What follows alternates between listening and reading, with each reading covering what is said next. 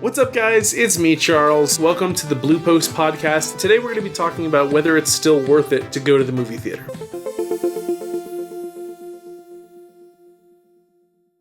I think this topic's interesting because all four of us have worked at movie theaters. Yes, at some point. I guess the big thing is, especially, and we hear this, at least I felt like I heard this a lot working at the theater, is people be like, oh, the movie ticket price isn't worth it. So I guess, is it worth going to a movie theater? So I want to distinguish that the movie theater that is going to remain unnamed that you three worked at did have too expensive ticket prices. It was $16 a ticket. Well, now it's more. Right. But there are other That's theaters, too much. There are other theaters that have those same prices, though. No, yeah, but The IMAX tickets for Rogue One were IMAX is like $20 a piece. IMAX is purposefully expensive, right? Because they have Like a special 3D. screen for it and everything. It's a different experience, right? It's an upgraded experience, right? Is the IMAX experience worth the $20 then? We saw Star Wars on we saw IMAX, Star so Wars yes, on- yeah, I would, and maybe it's just me, the difference between IMAX and a regular screen wasn't as big as the difference between a regular screen and the Atmos I would theater. agree. And Any can you kind of IMAX. explain Atmos for people who don't know what Atmos Atmos is a special type of sound system. It's Dolby's top-of-the-line sound system. I think there's only about maybe 30 to 40 theaters that have them in the country. All the speakers are bounced off in certain ways so that they bounce off each other. They bounce off kind of certain walls and things like that. And it's calculated in a way to make it so that there's a unique sound experience throughout that entire film. If the movie theater is worth it kind of depends on a movie-to-movie basis. One that I do want to bring up is like Gravity, right? Like Gravity is a not that great a movie on its own, but like you see it in a theater in Atmos in 3D, The sound and like mixing is it's fantastic. healthy. The beginning of that movie, light spoiler. The beginning of that movie starts with a satellite beeping and going around the back of your head. In Atmos, I remember because I think the third time I saw the movie, it was in Atmos, and you could literally like almost pick out. Yeah, you can track it. You can track the satellite moving behind you, and so it was so strange because as soon as it started, I thought someone's cell phone was ringing. So I looked backwards, and then I realized that it was moving, and I was like, "Who the hell's doing that?" And I looked, and I was like, "Oh, it's the satellite on the screen going behind my head." Like that kind of stuff is just insane, and it really helps bring you into whatever is happening on the screen. Right. So let's talk about let's say it's a movie that you're not particularly excited for, just a movie. Like you're gonna go to the movie on a Saturday, whatever. You're going out with your family. You're just gonna see whatever's playing, and you're just gonna see it not 3D, not Dolby, not Atmos, not 3D. Was it IMAX? And none of that. Just a regular movie, right? Are you gonna actually do that anymore? That's kind of the question. I think it's less of a problem with movie theaters and more of a renaissance in TV. Oh yeah, I'm gonna probably put Netflix on before I'm gonna go. Yeah, to a movie theater. I think there's so much good TV and so much good stuff that's happening on a smaller screen. It's not so much a detriment to a movie theater. Just the options are now more equal. See, and I would say that for me, because there's an iPad, an iPhone, or whatever, all these things in front of me, I'm too tempted to pause to go to the bathroom, grab a snack, check my text messages, do something else. But if I'm in a movie theater, I feel like it forces you to pay attention. It forces me to focus, pay attention. Something about like being in the dark and like having like the good sound and everything. Like I don't know, it heightens it for me because I know for Gravity, I did not get to see it in theaters. I rented it and I was like, I do not understand the hype with this movie. This is terrible. And everybody goes, well, you need to see it in theaters because the sound and everything. I'm like, no, it's a bad movie. Like you know, so well, like that's how it was too with when Avatar first came out, right? Like everyone, like Avatar really kind of. I made the mistake of watching it in 2D, and then I've never IMAX seen it again. 3D, loved it. Watched it at home. It's not the same movie. No, Like, it's actually a really bad movie at home. It's just not. It's Pocahontas in space at home. Oh yeah. But in the theater, you're like, oh, this is fantastic. This is incredible. That dude has a 3-barreled shot and has a 3-barreled pistol.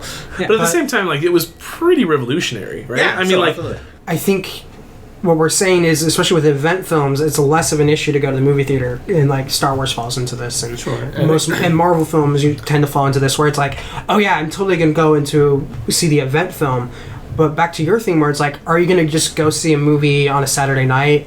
And I, thinking back, I did immediately after college, I did do that, but I went to the discount theater. Sure. Because I wasn't in LA yet. I was living at my friend's parents' place. That's where I was immediately after college, just trying to be like, okay, saving up money for LA and all that.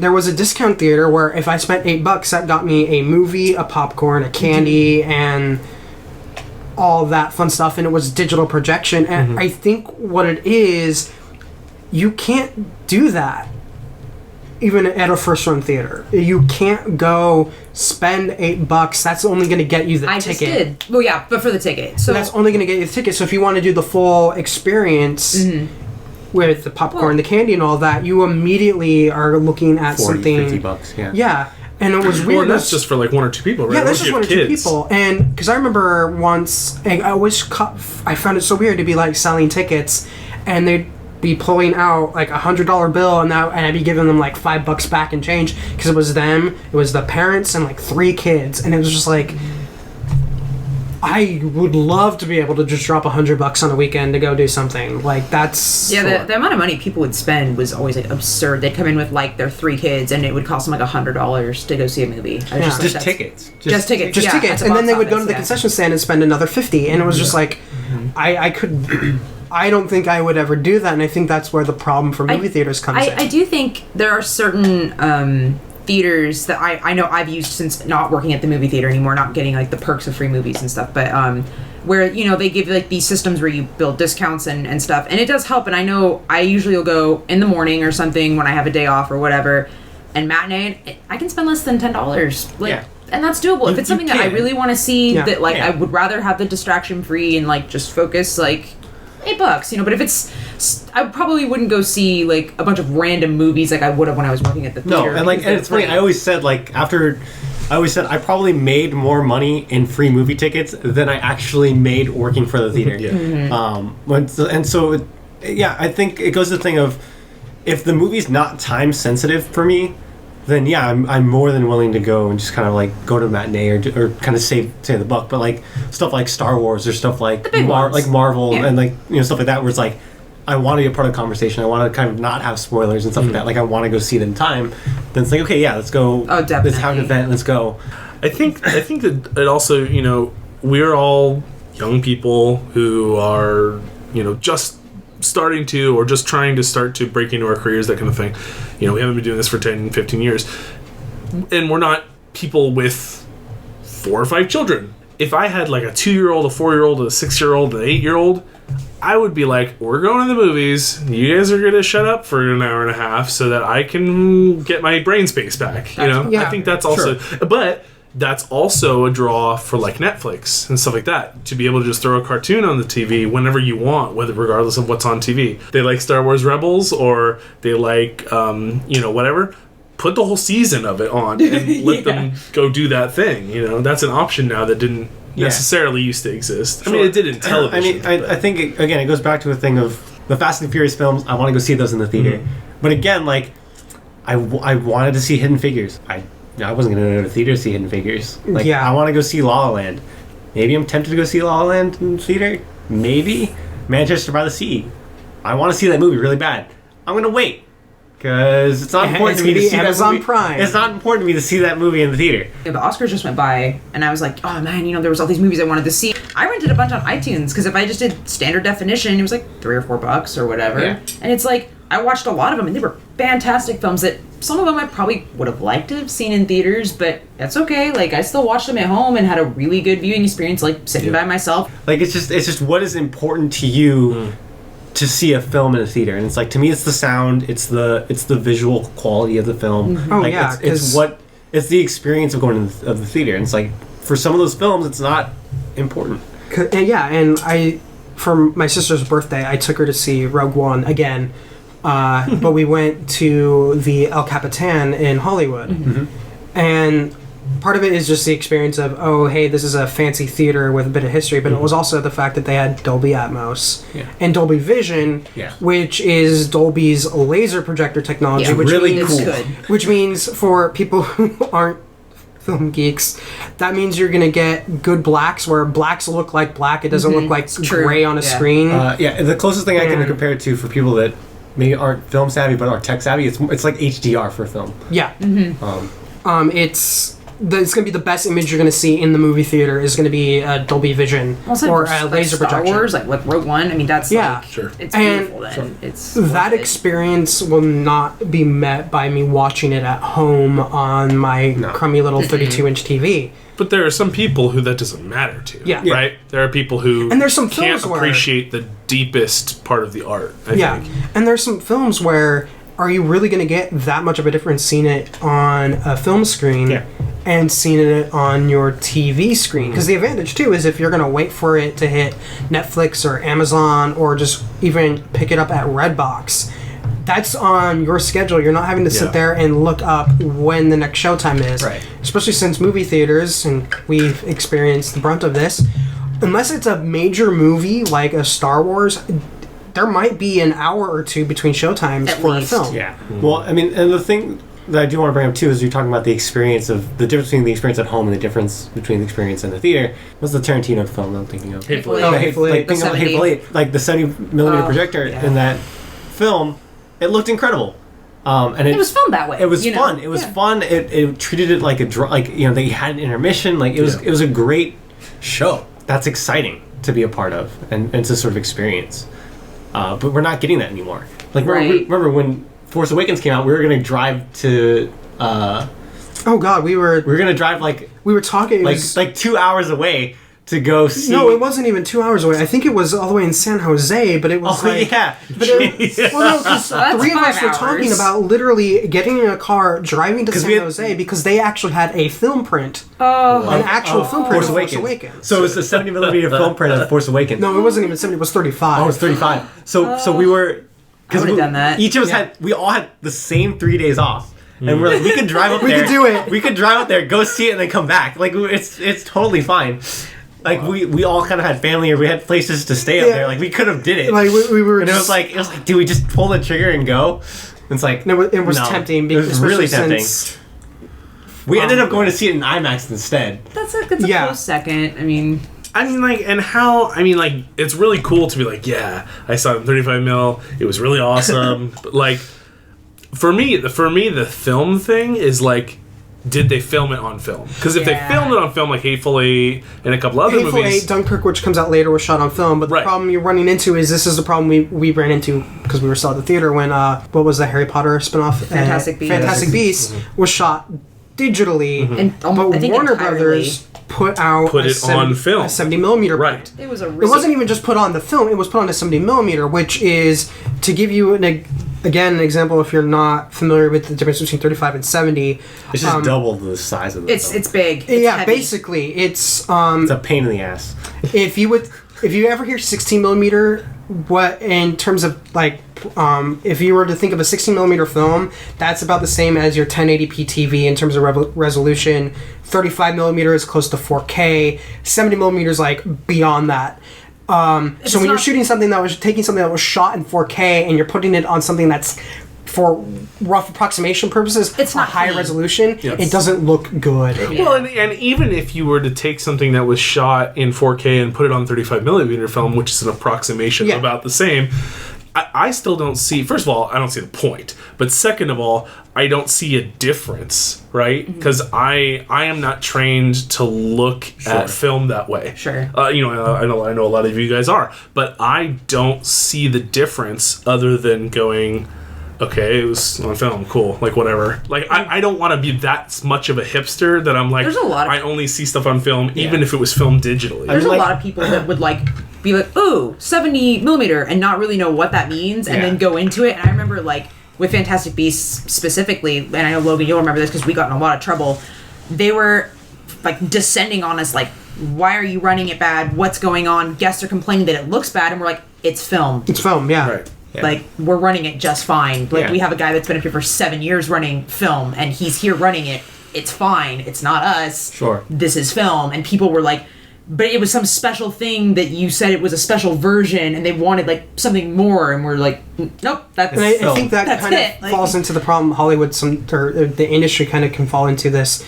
And Gimmick, 3D it's- is the big example of this, where Avatar was a huge 3D thing, and then all of a sudden every studio's like, wait, we can charge $3 more a ticket. I know if I would talk to my parents, first off, getting them to go see a movie would be hard enough anyway.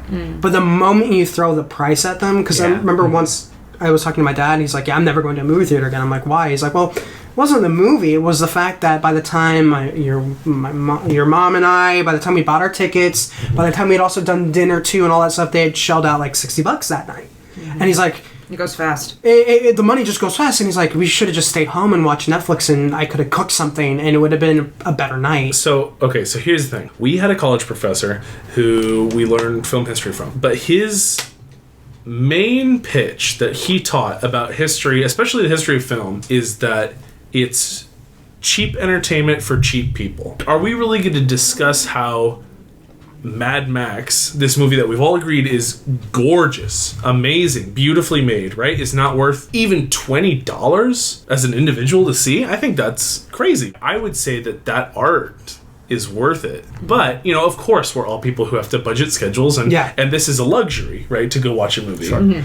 It's not something that we need to do. That's an interesting thing to talk about, too, is that, like, these movies, if we treated them like we treat, I don't know, paintings, well, they would be totally different. Because you would pay $20 to go to a museum and see a bunch of paintings. You pay a lot more to go into like museums in Paris to see, to purchase a painting. Yeah. Sure. Yeah. The thing that comes to mind automatically for me is it's an ongoing conversation in the gaming industry of whether or not a game is worth its price tag. So something like The Witcher 3, right? The Witcher 3 has over 200, 300 hours worth of content, like easily, that you can go ahead and put out in the game. That's $60. Yeah. That's awesome. That's incredible amount of value for your bang for your buck. But a game with 5 hours of content is also a game like Order 1776 is 5 hours long, looks gorgeous, plays well, but it's 5 hours long. And they're both, and when they both released, they were $60 a piece. I don't like the idea of adjusting a game to how long or how much you're getting out of it. Sure. Just more of like, here's what this game is worth. It's up to you whether or not you want to go ahead and put in that money. But like, because then you get into a point of in that argument of saying like, hey, Mad Max is $20. But I can go see Manchester by the Sea for $8 because it costs less for them to make, right? And so like that's where you start to get into a little bit of a gray area of like, is this really how we want to go here? Well, and that even depends on the movie theater, right? Because concessions and stuff aside, if you go to one movie theater and it's $7.50 for a matinee, and you go to another theater and it's $12.50 for a matinee, like you're seeing the same thing. Yeah. And in some cases. On the especially same screen. Especially with digital projection, it could very well even be the same projector. And then the price difference is literally... where you go. Yeah. And I think another problem is... I remember kind of being blown away by this when the last time Apple put out new iPads, so Apple might have put out new ones by the time this goes live. But they had to use a cinema standard to describe the colorability of their screen. Yeah. It wasn't just like a normal industry standard. They had to go to film spec standards that they used for digital projection because the normal computer standards just no longer were an adequate comparison. So we're even getting to the point now where it's possible with HDR 4K TVs or even a new iPad to get the same color quality at home that you would get into at the movie theater. So even then, the artistic aspect, like, is it worth seeing it on this high-end screen, is starting to fade away as you can accomplish it at home anymore. Right, and especially, I mean, how close, if I hold it this close, which I'm not going to, but if I do, it's the same size comparison as if I'm in a huge screen, right? Yeah. I think the thing we're leaving out is sort of the movie theater experience of itself. And so, like, the thing that I always bring up was the most magical moment for me working at a theater was Force Awakens. We're all up, 24 hours. A lot of us were up. You and me were on how much sleep? We're running on empty. We've seen the movie. We're working now. A lot of the projectors are running hot because they haven't been turned off. Turn them off. Yeah. We're running. Our theaters open 72 hours straight. Like, we're all exhausted and tired. But everyone was so excited, and the guests weren't mean. The guests weren't the guests, which is an actual thing we had a problem with all the time. Like, the guests weren't mean. They weren't grumpy. They weren't, because they were so excited to see Star Wars. I know, and it's just like the magic of that film and what that brought to people, and like sort of the hype level going in, and so what like, and people coming out happy, and so it was such an experience for me, experiencing sort of being around that for a week. Yeah. Was so what like it. I probably stayed at the theater longer just from that experience alone, because I was like, this is magical. Like, I want to experience There this. were moments like that. Yeah, and it's like, this is great. I want to be here. Having that experience, I wouldn't trade that in for anything. I think you're right. The big difference that we're talking about between watching a movie at home and watching a movie in the movie theater is it's a communal experience. Right. Right? So, I mean, unless you're going on like a Tuesday at noon or whatever. But, like, if you are going to the movie theaters, you are having an experience with every other person in that room, and you're all seeing exactly the same thing at exactly the same time. And if you're going to a movie for the first time, you're all seeing it together for the first time at once. There's stuff, like, I've burned into my memory, especially, like, more recent examples of, like, crowd reactions. And so it's like, when I watch parts of a movie, like, I remember what the crowd reaction was to that. They were all individual. laughing at this part. Right, Like, or like, yeah. when I went to go see Civil War, right? Like, you know how they were doing the big location cards, right? And so, like, as soon as, like, halfway through that movie, Queens. yeah, when it says Queens, and the whole place goes nuts, right? Yeah. And so, because they know Spider-Man's coming, and Yeah. you know, like, they know what it is, stuff like that, and like talking about Force Awakens, where they go like, let's just take the other ship, and he turn the That ship is garbage. yeah, and then the camera turns, and And it's it's the the Millennium Falcon. Falcon, and Yeah, you everyone's- freak out. Yeah. You know, so, like, we went to go see Logan. It was weird because half of the people in the theater didn't like it.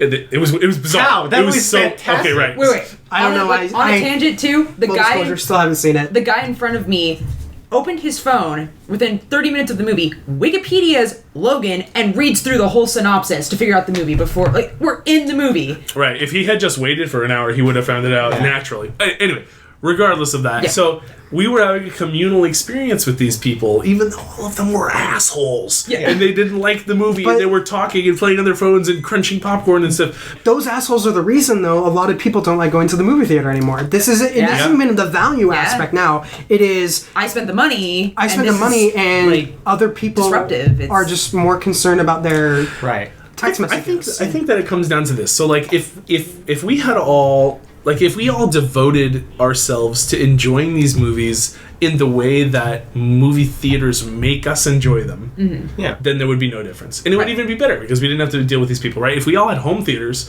which had surround sound and our TVs dream. set up on it and our reclining chairs and whatever, like, we would never have to go. Right. And we're not even compromising quality at that point. We're enjoying it and we're focusing in on it. But I guess the difference is that people are choosing, like, if you're seeing something at home, they're choosing not to see it that way. They're choosing to be like, oh, okay, I'll throw it on the TV, I'll throw it on my iPad, whatever, like, oh, I'll check my phone in the middle of it, whatever.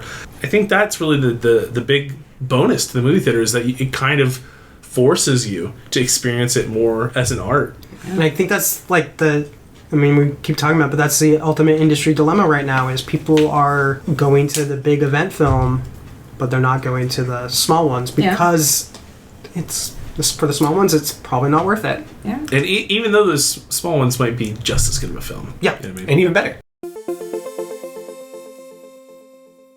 All right, guys, thanks so much for watching and listening. Let us know if there's anything that you want us to talk about in the future, or if you have any comments on our previous shows. Wherever you consume this media, leave us a comment, leave us a message. And now we're going to move on to a new segment that we're going to be calling, what are we calling it, Logan? What we're playing, What We're Playing. We're going to use that one. boys.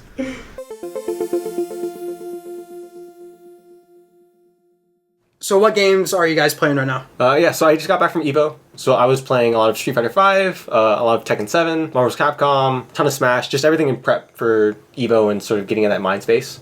So then I'm back home, getting back into playing Hearthstone before the expansion comes out, and sort of just kind of getting back into the groove of playing games that I like to play. Well, I've been playing a ton of Splatoon. Way more Splatoon than I probably should be playing. So the first weekend came out and I have like 30 hours played into it. Oh man, And I got my dad into it too, so my dad loves to play Splatoon, so we kind of just switch off back and forth. So it's been a fun time. I'm looking forward to that finally, because I never played the first Splatoon, but Yeah. it looks so much fun. It is. It's a ton of fun. It's really easy to get into, really user-friendly. It's great.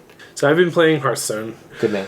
Yeah. Getting ready for the new expansion to come out, but also I've been playing catch up on Ungoro because I kind of came in through the back half. You know, I always do this in my life. I go through phases where I'll like get so into something it's the only thing I do for 2 weeks, and then I never play it for another year, and then I'll discover it again, and then I'll go back into it. So I haven't played a lot of Hearthstone, so I'm kind of just now getting into the metas and like seeing things that were like seeing a Cthulhu priest deck come at me. Oh, okay. That's like so.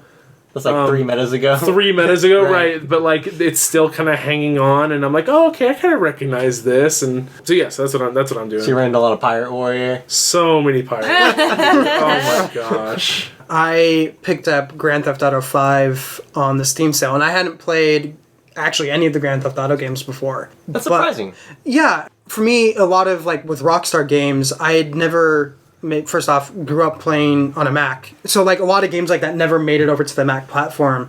So my first experience with Rockstar was in college when my roommates bought Red Dead Redemption, and I thought that was just looked so amazing that I bought it and started playing it too. Grand Theft Auto 5, it's just been so much fun. I'm got about 25 hours into the story.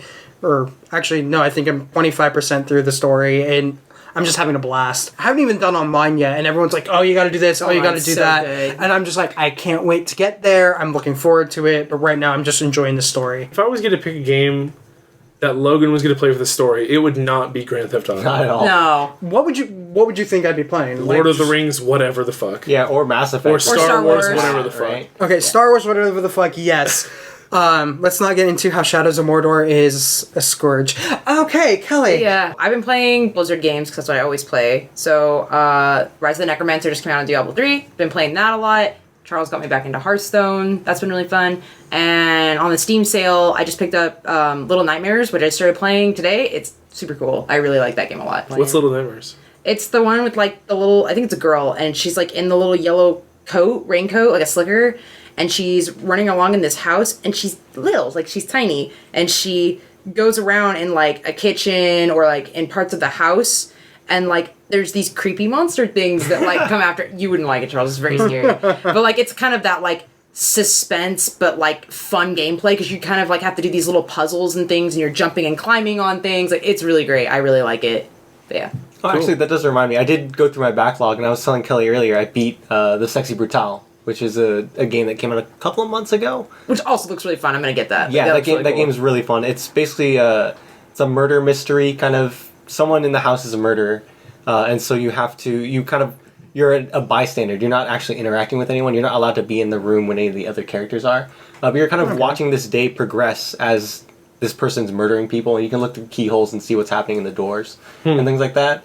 And so you can rewind time and go back and sort of go back and forth and things like that. And your goal is to save as many people as possible.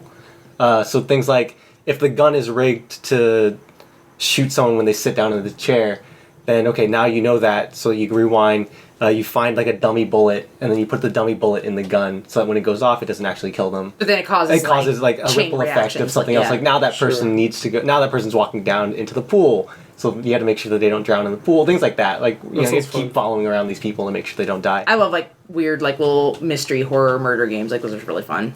But, yeah. Right. Yeah. So that's what we're playing. Yeah.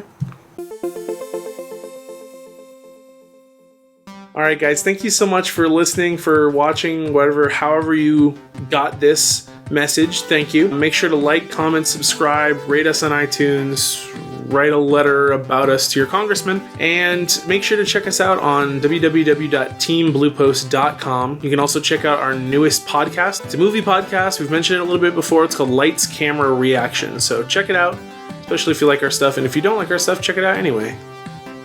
It's not going to hurt my feelings. Bye.